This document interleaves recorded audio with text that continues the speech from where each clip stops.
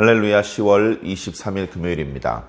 예레미야 50장 마지막 부분 33절부터 46절까지 말씀을 먼저 읽겠습니다.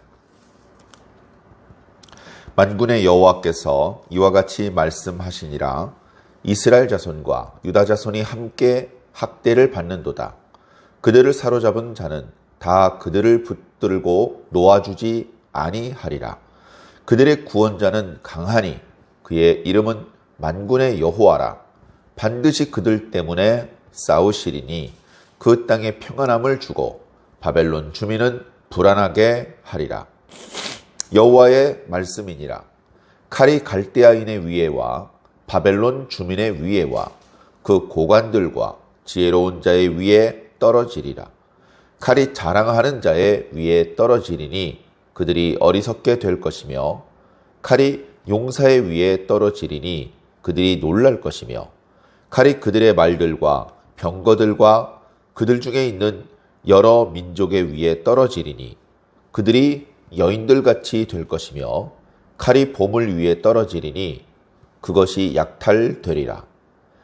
가뭄이 물 위에 내리어 그것을 말리리니 이는 그 땅이 조각한 신상의 땅이요 그들은 무서운 것을 보고 실성하였음이니라. 그러므로 사막의 들짐승이 승냥이와 함께 거기에 살겠고 타조도 그 가운데에 살 것이요 영원히 주민이 없으며 대대에 살 자가 없으리라. 여호와의 말씀이니라. 하나님께서 소돔과 고모라와 그 이웃 성읍들을 뒤엎었듯이 거기에 사는 사람이 없게 하며 그 가운데에 머물러 사는 사람이 아무도 없게 하시리라. 보라, 한 민족이 북쪽에서 오고 큰 나라와 여러 왕이 충동을 받아 땅끝에서 일어나리니 그들은 활과 투창을 가진 자라. 잔인하여 불쌍히 여기지 아니하며 그들의 목소리는 바다가 설레임 같도다. 딸 바벨로나, 그들이 말을 타고 무사같이 각기 네 앞에서 대열을 갖추었도다. 바벨론의 왕이 그 소문을 듣고 손이 약하여지며 고통에 사로잡혀 해산하는 여인처럼 진통하는도다. 보라, 사자가 요단의 깊은 숲에서 나타나듯이 그가 와서 견고한 처소를 칠 것이라. 내가 즉시 그들을 거기에서 쫓아내고 택한 자를 내가 그 자리에 세우리니 나와 같은 자가 누구며 출두하라고 나에게 명령할 자가 누구며 내 앞에 설 목자가 누구냐. 그런즉 바벨론에 대한 여호와의 계획과 갈대아 사람의 땅에 대하여 품은 여호와의 생각을 들으라. 양떼의 어린 것들을 그들이 반드시 끌어가고 그들의 초장을 황폐하게 하리니 바벨론이 약탈당하는 소리에 땅이 진동하며 그 부르짖음이 나라들 가운데에 들리리라 하시도다. 아멘.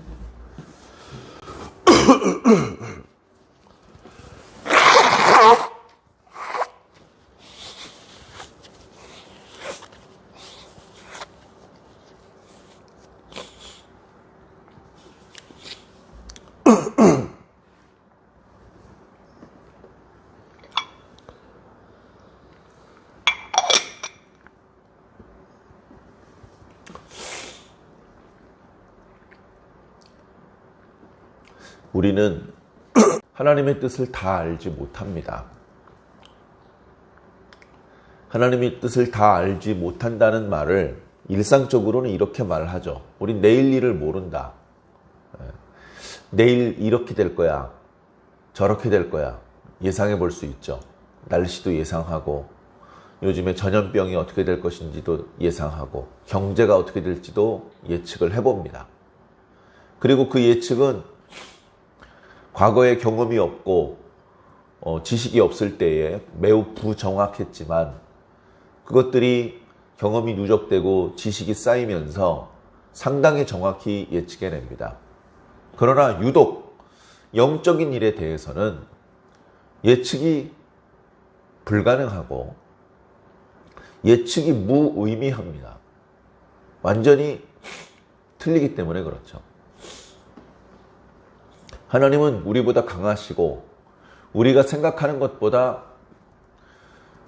훨씬 더 지혜로우시기 때문에 우리가 짐작하는, 예상하는 범위를 벗어나서 더 강하고 또는 더 새로운 방법으로 당신의 뜻을 전개시키시기 때문에 우리는 그 하나님의 뜻을 예측한다는 것이 불가능합니다.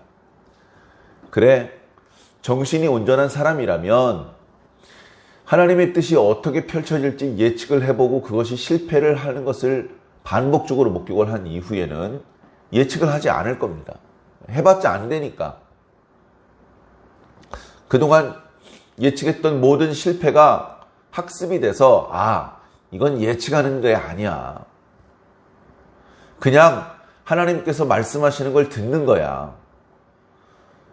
그 하나님의 말씀이 잘 믿어지지 않는 허무맹랑한 이야기처럼 들리더라도 그 말씀을 믿는 거야.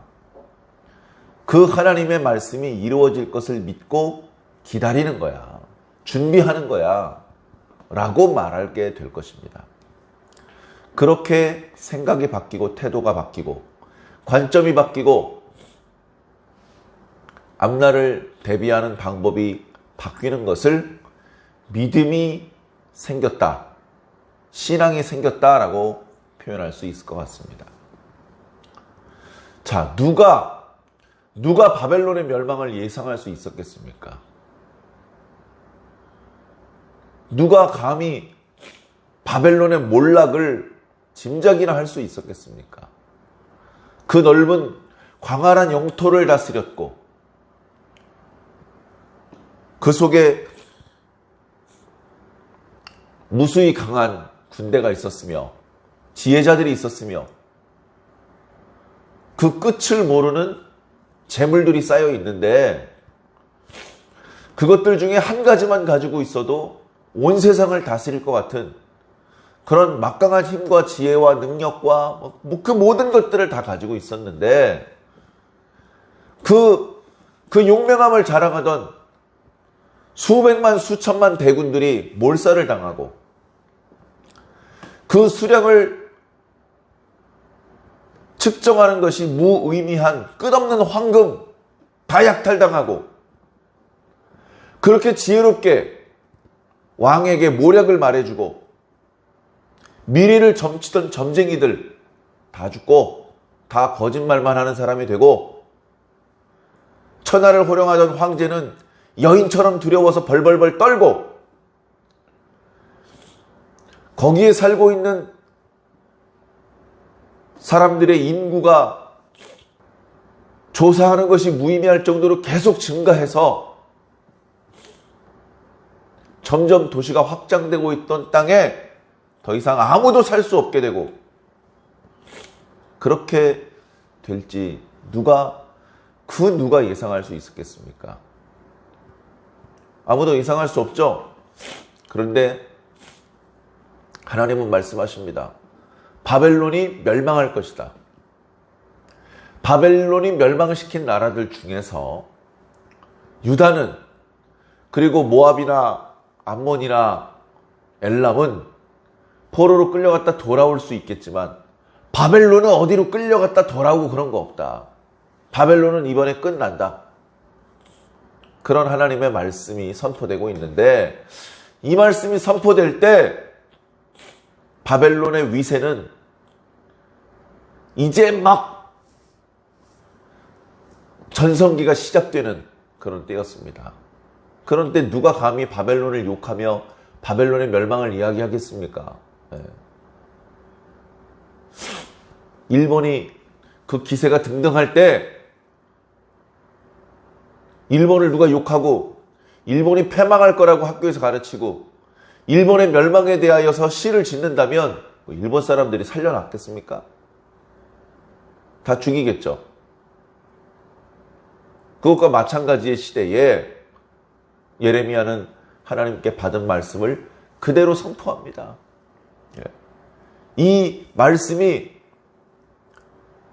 유다 백성들이 귀에 들려봤자 아멘 안 해요. 믿지도 않습니다.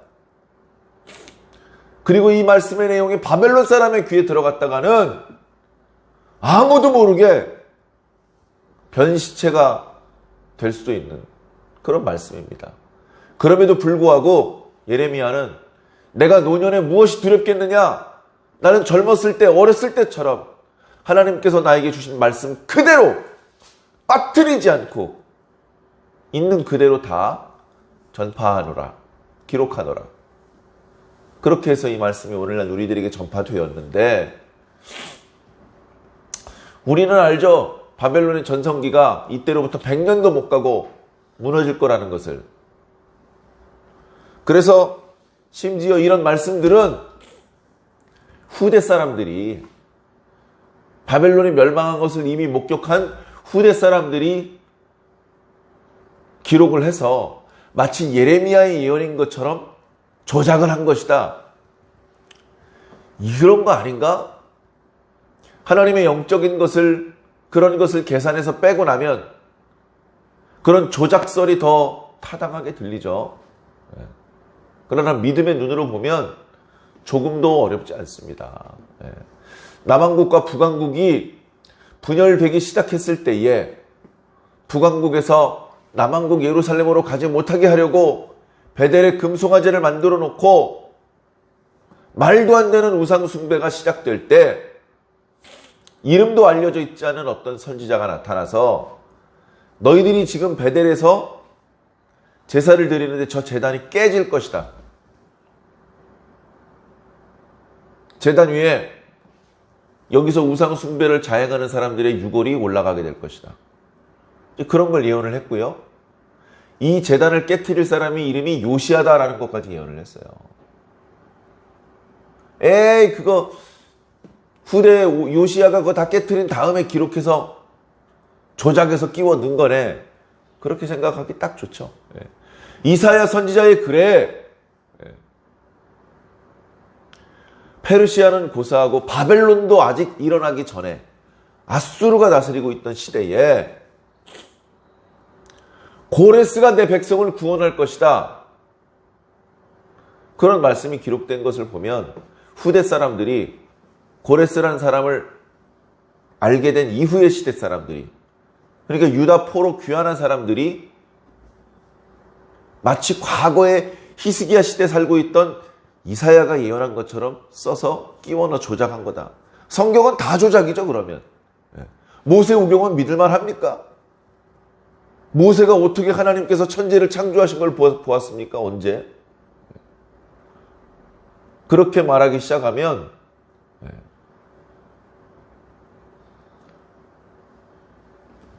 아무도 할 말이 없게 되겠죠. 그러나 믿음의 눈을 뜨면 너무나 자연스럽고 앞뒤가 딱딱 들어맞고 너무나 지극히 당연하신 오르신 하나님의 말씀입니다. 하나님의 말씀은 우리가 맞나 안 맞나 따져보는 내용이 아니고요. 그냥 말씀하신 대로 믿는 겁니다. 자, 잘 안 믿어지지만 바벨론이 멸망한답니다. 그 말씀이 오늘은 어떻게 표현되고 있는지 간단하게 살펴보겠습니다. 33절에 보니까 바벨론이 멸망하기 전까지는 이스라엘과 유다가 학대를 당했다라고 표현하고 있습니다. 그들을 붙잡고 놓아주지 않는다라고 말하고 있습니다. 그렇죠. 어디 마음대로 유다로 귀환을 합니까? 유다가 어떤 나라인데요? 그 주변 나라들을 모아서 바벨론을 대항하려고 반 바벨론 동맹국의 맹주인데 또 반역을 저지르라고 유다 사람들을 예루살렘으로 보내요? 저래도 그렇게 안 할 것입니다. 그러나 하나님께서 보실 때 이스라엘과 유다는 하나님의 백성이에요. 그 하나님의 백성을 함부로 대하고 학대했다. 그래서 어떻게 됩니까? 하나님께서 가만히 있지 않는다. 하나님께서 그들을 위해서 반드시 바벨론과 싸우실 것이다. 왜냐? 이스라엘과 유다의 구원자는 강한 분인데 바로 그분이 여호와 하나님이시기 때문에 그렇다. 물론 여기서 구원자라고 말씀하신 단어는요, 고엘이라는 단어인데, 구속자. 누가 빚을 져서 노예가 될 위기에 처해 있고 꼼짝없이 결박되어서 그렇게 처량하게 되었을 때 힘 있는 사람이 나타나서 왜 그러세요? 아, 이놈이 돈을 안 갚았어요. 그 돈 내가 갚겠소. 이 사람 때리고 이 사람한테 욕하고 이 사람 무슨 죄인인 것처럼 취급하지 마시오.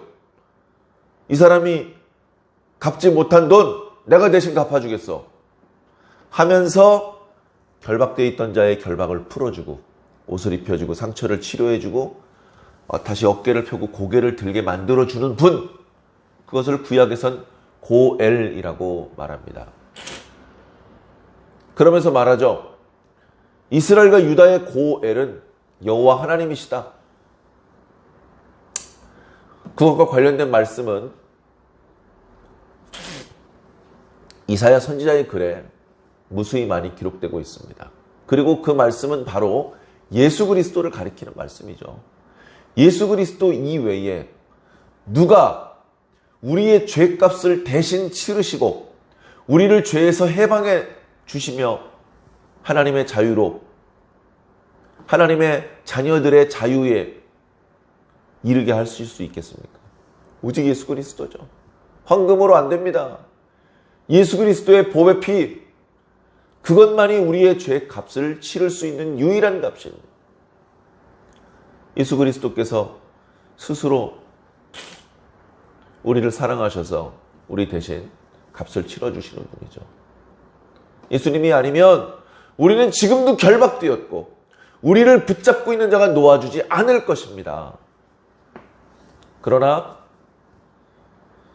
이 바벨론에 대한 말씀은 하나님의 백성을 붙잡고 학대하고 압제하고 있는 죄, 세상, 악한 마귀, 그런 어둠의 권세를 상징하고 있다는 것을 알고 있습니다. 거기에 하나님의 백성인데도 불구하고 눌려 살고 있는 그런 하나님의 백성들을 위해서 하나님께서 예수 그리스도를 보내시고 보혈의 공로로 구원해 내시며 그 예수 그리스도께서는 다시 오셔서 당신께서 시작하신 구원을 완성하실 것입니다. 자, 계속해서 말씀을 보겠습니다. 그래, 하나님께서 당신의 백성들을 구원하기 위해서 바벨론과 싸우게 됩니다.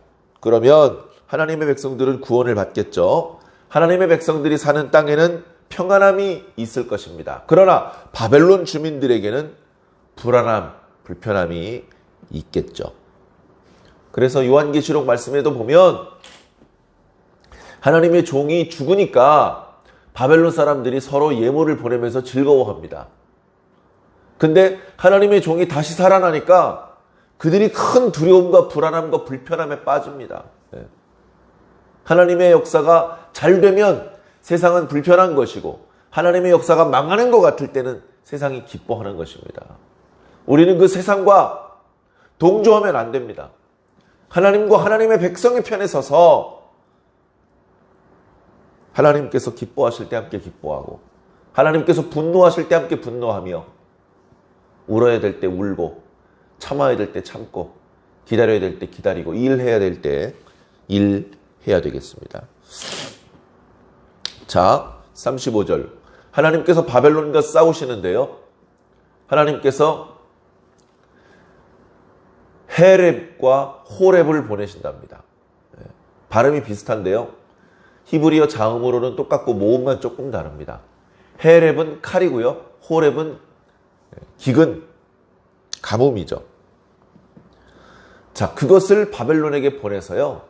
바벨론이 꼼짝없이 항복할 수밖에, 완전히 멸망할 수밖에 없다고 말씀하십니다. 바벨론이 1000만 대군이 있는데 100만 대군 몰고 오면 이길 수가 없어요. 바벨론이 최신 무기를 가지고 있고 2중, 3중 성벽을 쌓고 있는데 거기 사다리 타고 올라가서는 못 이깁니다. 그런데 하나님은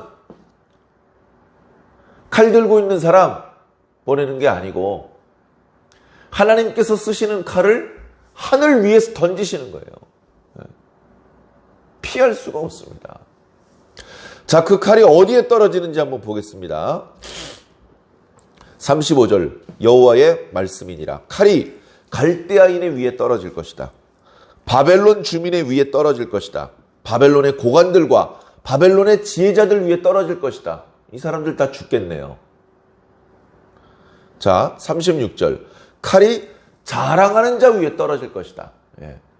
번역을 자랑하는 자라고 했는데요. 이 사람들은 점쟁이들입니다. 점치는 자들, 거짓 예언자들. 하하, 예루살렘과 유다에만 거짓 선지자가 있는 게 아니고요. 나라들마다 거짓 선지자가 있는데 바벨론에도 점쟁이 같은 자들이 왕 곁에서 모략을 베풀고 그랬겠죠. 때로는 그 모략에 맞아떨어지고 지혜로운 적도 있었을 겁니다. 한참 전성기를 달릴 땐. 그러나 하나님께서 그들을 아둔하게 만드시고 미련하게 만드시고 어리석게 만드셔서 결국 쓸모없는 지혜자가 되게 할 것이고 그들 위에 칼이 떨어져서 더 이상 점쟁이가 바벨론에 존재하지 못하게 그렇게 만드십니다. 또 그 칼이 용사 위에 떨어집니다. 용사, 용맹한 자, 그 무엇으로도 놀래키거나 두렵게 만들 수 없는 자. 근데 하나님의 칼이 떨어지니까 놀라고 두려워하게 될 것이다. 자, 37절에 보니까 칼이 그들의 말들, 병거들, 그리고 바벨론을 돕는 여러 민족들 위에 떨어지게 될 것이다. 가만히 보니까 이 모든 것들은요, 바벨론이 믿고 의지했던 것들입니다. 바벨론을 교만하게 만들었던 것들입니다. 그들이 믿고 의지했던 것들 위에 하나님의 칼이 떨어지자 그 모든 것들은 의지할 만한 것이 못됐다는 것을, 지혜롭지도 못하고 강하지도 못했다는 것을 그제서야 알게 될 것입니다. 진짜 지혜로우시고 진짜 강하신 분은 여호와 하나님 한 분뿐이십니다. 하나님께서는 칼뿐 아니라 가뭄을 내리시는데 가뭄을 물 위에 내리십니다. 물이 마르겠죠. 그러니까 거기가 사람이 도무지 살 수 없는 곳이 되는 것입니다. 왜 그렇게까지 하십니까? 그 땅은 조각한 신상의 땅이기 때문입니다. 벨이 있고요, 마루둑이 있고요, 그리고 그 종류를 다 헤아리지 못할 무수히 많은 신들이 있습니다. 그들은 무서운 것을 보고 실성하였습니다. 여기서 무서운 것은요, 무서운 우상이에요. 그들은 자기들이 만들어 오는 우상과 자기들이 만들어 오는 그 우상의 형상들을 보고 스스로 두려움에 빠집니다. 아, 마루둑을 우리가 잘못 섬겼도다. 마루둑이 분노하여서 우리에게 재앙을 내리는 것이도다. 하면서 스스로 자신이 만든 신을 향하여 기도하면서 위로를 얻고 기쁨을 얻는 게 아니고요. 미쳐버리는 겁니다. 미쳐버리는 겁니다. 여러분, 우상은요, 우리를 행복하게 만드는 것은 커녕 살리지는 못합니다. 죽입니다. 우리가 그냥 가만히 있었으면, 하나님을 더 잘 믿는 건 아니더라도 그냥 가만히만 있었으면 살아있을 텐데 우상 숭배를 시작하면서 자기의 명을 재촉하는 것입니다. 과거 이스라엘 백성들이 시내산 밑에서 금송아지 만들었을 때 그 금송아지를 가리켜서 이것이 우리를 애굽에서 인도하여 낸, 그리고 앞으로 우리 민족을 이끌어 주실 신이로다라고 기뻐했습니다. 그 앞에서 번제하고 화목제하고 먹고 마시고 춤추었습니다. 어떻게 됐습니까? 그날 3,000명 죽었어요. 그날 3,000명이 일단 죽고 수를 다 계수하지 못한 하나님께서 그 백성들을 치셔서 전염병이 돌아서 죽고 고통당한 자의 수가 계수가 불가능합니다. 왜 그렇게 됐습니까? 우상숭배에서 그렇게 됐습니다. 대제국 바벨론을 지탱해 줄 것 같았던 마루둑 때문에 바벨론 사람들이 다 죽어요. 우상숭배하면 죽습니다. 하나님을 믿고 오직 하나님을 따르는 자만이 살 수 있습니다. 신앙은요, 죽고 사는 문제예요. 우리가 세상을 살면서 죽고 사는 문제가 아니면 통과, 뭐 그런 거 별로 중요하지도 않은 거 가지고 싸우고 뭐 속상하지 말자. 죽고 사는 문제는 심각한 거죠. 39절 그렇게 하나님께서 바벨론과 싸우시고 칼과 가뭄을 보내시기 때문에 결국 그들의 땅은 들짐승과 승냥이가 살 수밖에 없는, 사람은 아무도 대대에 살 수 없는 땅이 되고 말 것이다.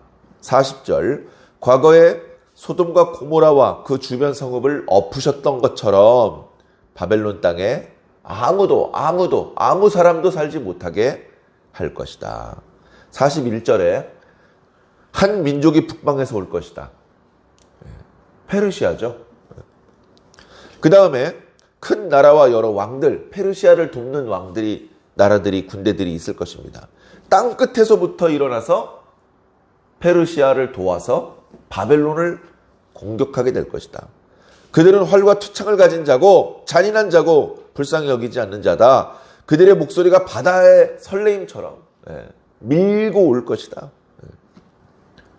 딸 바벨론아, 그들이 너를 치려고 네 앞에 진을 치고 있구나. 바벨론 왕이 그 소문을 듣고 손이 떨리고 여인처럼 돼버렸다. 자, 44절은요. 지난 주일날 묵상했던 것 같은데요. 에돔을 향한 하나님의 재앙의 말씀이 펼쳐질 때 나왔던 표현입니다. 근데 그 말씀에서는 대만과 드단, 그 에돔 지역의 도시 이름이 나왔는데 그 자리에 오늘 말씀은 이제 바벨론과 갈대아 라는 그 나라와 민족과 지명의 이름으로 바꾸어서 나타나고 있습니다. 우리나라 말로 번역한 부분은 약간 다르게 번역을 했지만 그런데 원문은 똑같더라고요. 한번 보겠습니다. 44절. 보라, 사자가 요단의 깊은 숲에서 나타나듯이, 목동이 양을 치고 있는데 사자가 나타났어요. 사자는 뭐 늑대, 뭐 여우 이런 정도가 아닙니다. 같이 싸우고 뭐 이렇게 하면 그 목동도 위험해집니다. 그러니까 그게 무서우니까 이 목동이 자기가 돌보던 양떼들을 지키고 싸우지 못하고 숨어 있고 죽은 채 하고 있습니다. 그 사이에 사자는 유유히 그 목동이 돌보던 양들을 물고 가버리는 거죠. 그렇게 강한 위력과 위세로 사자가 나타날 때 그 어떤 양도, 그 어떤 목동도 그를 대적할 수 없고 그가 하려는 일을 막아설 수 없는 것처럼 하나님께서 일어서시면 누가 하나님 같은 분이시며 누가 그 하나님을 대적하여 맞서겠느냐라고 말씀하고 있는 것이죠. 그렇기 때문에 하나님께서 일단 출동하시면 아무도 그를 말릴 수 없기 때문에 그런 지경이 되기 전에 하나님의 계획을 들어라.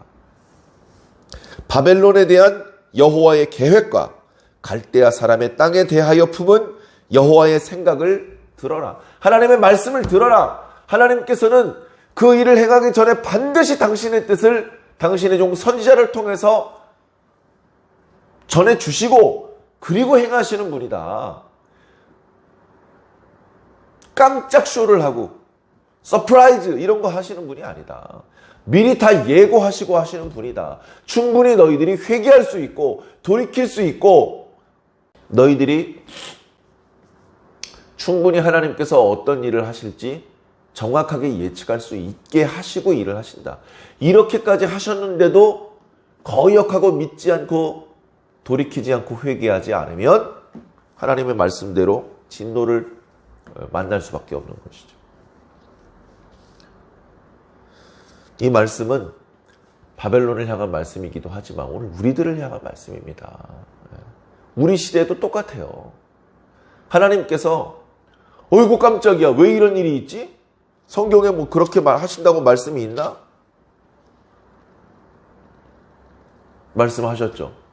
언제 누구를 통해서 어떤 표현으로 말씀하셨는지를 모를 뿐이지 성령의 조명하심을 따라서 하나님의 성령의 기름을 부음 받은 하나님의 종의 선포하는 말씀을 통해서 그것을 듣지 못했을 뿐이지 믿지 못했을 뿐이지 성경에 이미 다 말씀하신 대로 당신의 뜻이 앞으로 이루어질 것입니다.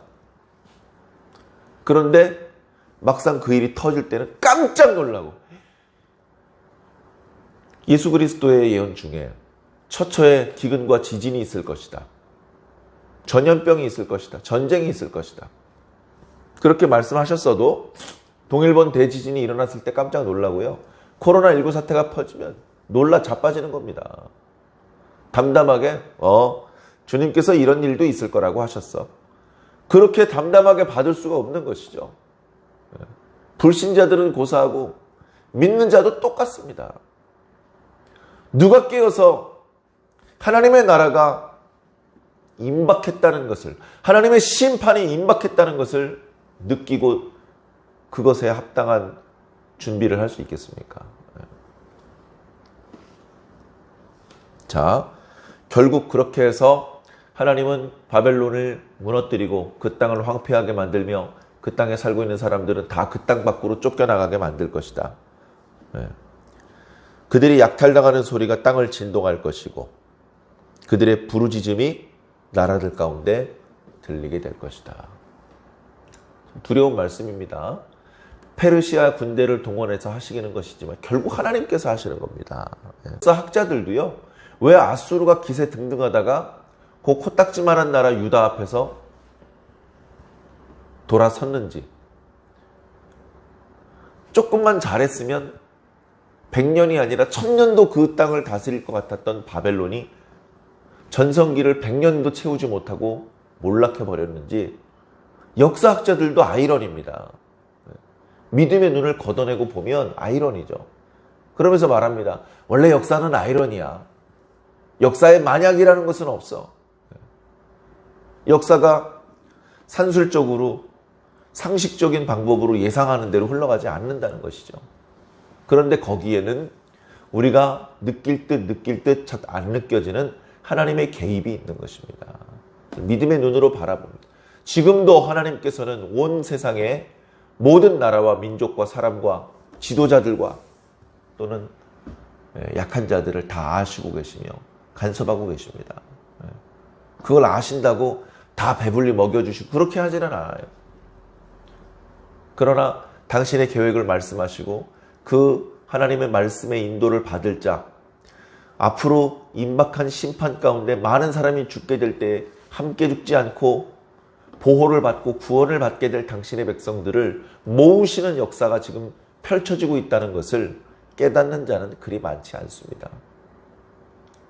앞으로도 시간이 많고 앞으로 널널하다고 그렇게 태만한 생각을 잡수지 마시고 지금 어서 빨리 심판과 진노를 피할 수 있는 하나님의 백성으로 인정받으시고 그 상태에서 근신하면서 깨어서 하나님의 때를 준비하시기를 바랍니다.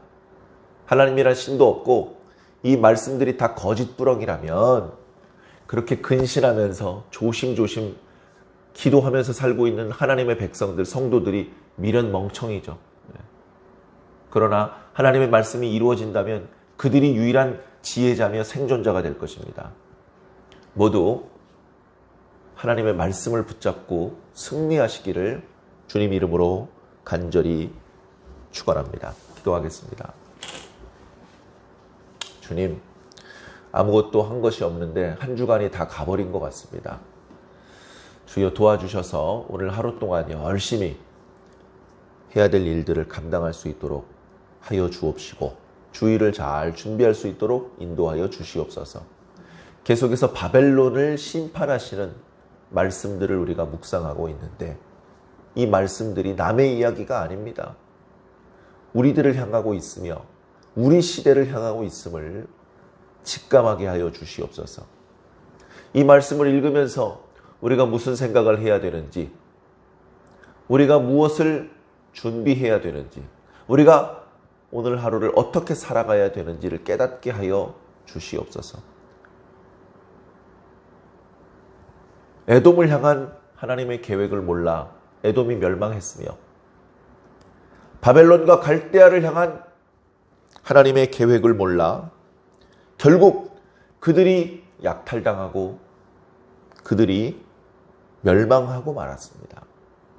하나님, 오늘 우리와 우리 시대를 향한 하나님의 계획을 모른다면 우리도 큰 소리를 내며 넘어질 수밖에 없고 모든 것을 잃고 패망할 수밖에 없지 않겠습니까? 오늘 우리를 향하신 주님의 말씀, 그 주님의 음성을 간절히 사모하며 말씀해 주실 때 믿음으로 듣게 하여 주시기를 간절히 소망합니다.